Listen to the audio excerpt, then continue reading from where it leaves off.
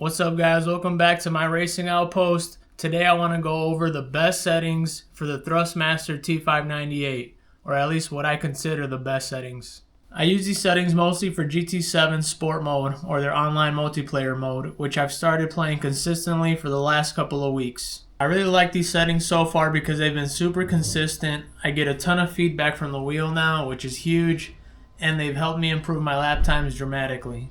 If these settings help you, consider subscribing and liking. It helps the channel out a ton, and I would really appreciate it. Now, let's get into those settings. Alright, so we're here at our base now. First thing we want to do, obviously we're playing on a PlayStation 5, so you're going to want to hit the mode button. You want it to be in the red PlayStation Mode 2. This is for PS5. If you cycle through, you got PC mode, and there's also PlayStation Mode 1, and that's for PS4. So you want to make sure you're on Mode 2 for PlayStation 5. Simply hit Mode to confirm. Next, we'll go over to our settings wheel, L3 for settings, and let's go through these settings one by one. And your first setting is firmware. You obviously want to be on the latest firmware, which is 2.55 right now in mid-January 2026. Alright, so now we're going to hit up on our D-pad. That takes us to LCD brightness for this little square. I like to keep it on -1. You can go up to 0 or +1 if you'd like. Personally, I like it here. Alright, now we go down on the D-pad twice, go past your firmware, and into force feedback, which I keep at 3.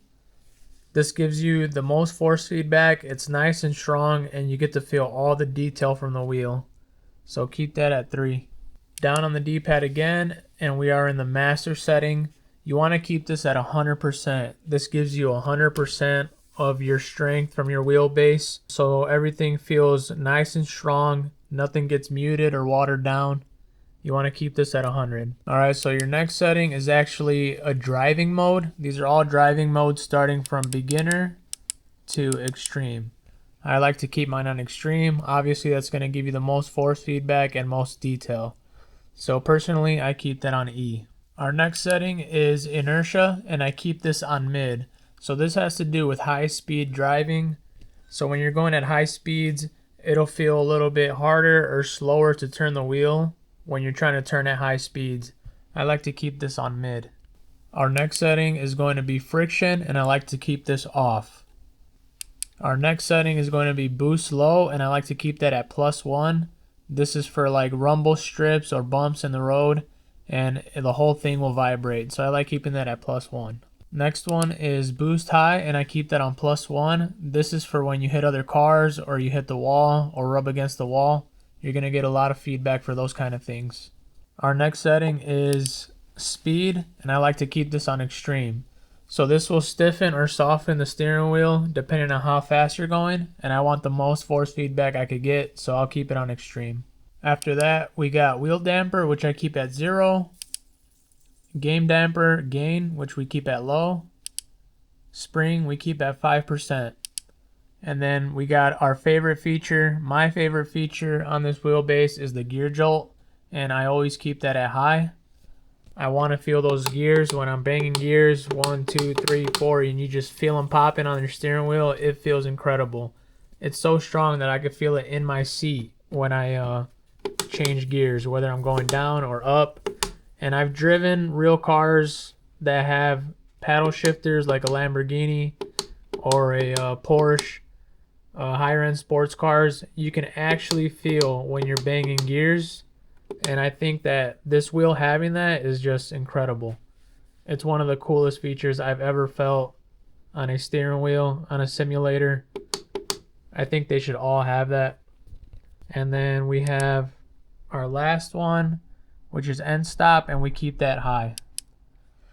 And you simply hit the settings button, and all your settings should be saved. Now that we got our wheelbase settings covered, let's go over to GT7 and change some settings on there from their menu.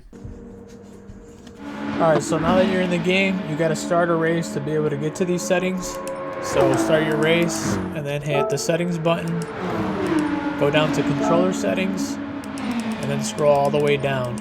And you got steering force feedback here. And your first option is your max torque on your force feedback.